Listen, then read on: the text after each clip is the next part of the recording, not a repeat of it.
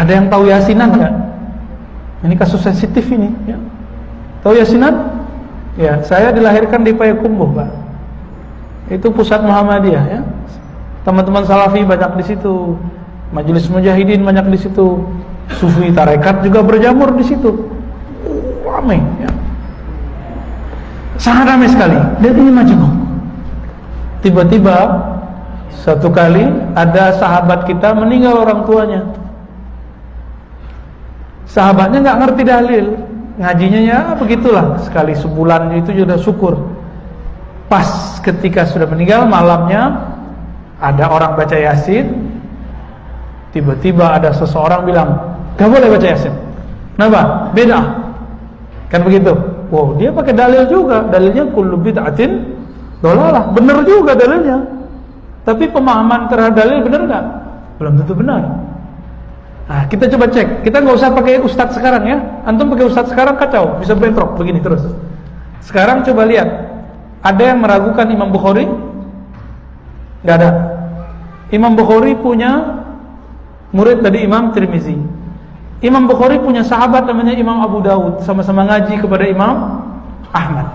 Imam Ahmad itu punya murid Abu Dawud. Abu Dawud ini hadis-hadisnya unik. Kata Imam Ghazali, semua hadis di dalam Sunan Abu Dawud bisa dijadikan dalil. Perkataan itu muncul dari siapa? Bukan dari Ghazali, tapi dari Imam Abu Dawud sendiri.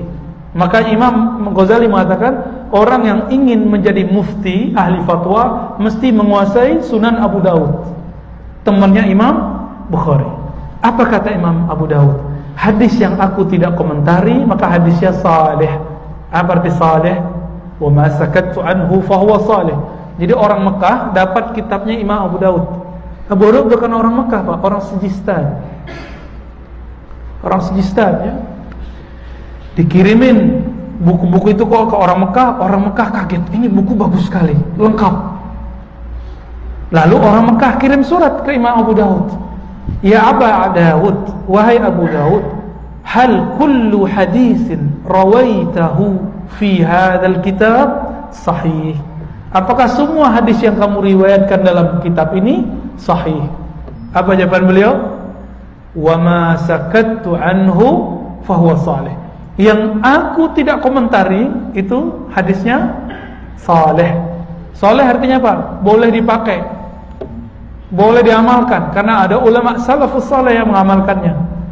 Saya cek siapa sih ulama salafus saleh yang mengamalkan? Ternyata ada sahabat Nabi namanya Hudzaif.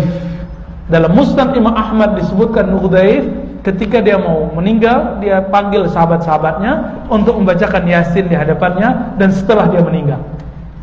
Buka kitab Musnad Imam Ahmad, gurunya Imam Bukhari. Ini baru 2-3 kitab.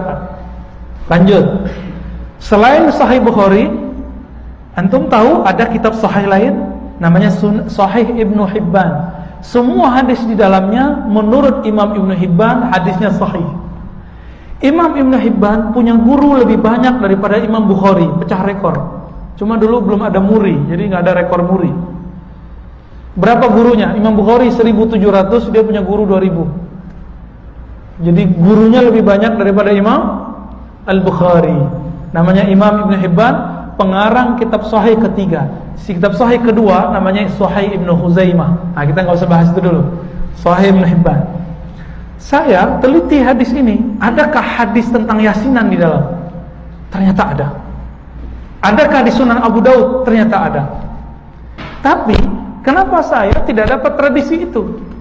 Baca yasinan, ketemunya di Jawa, ketemunya di daerah-daerah yang baru, transmigran segala macam. Ternyata si kita belum dapat hadisnya. Ibnu Hibban mengatakan dari Nabi SAW, Iqra'u Yasin ala mautakum. Bacakan Yasin untuk orang yang mati.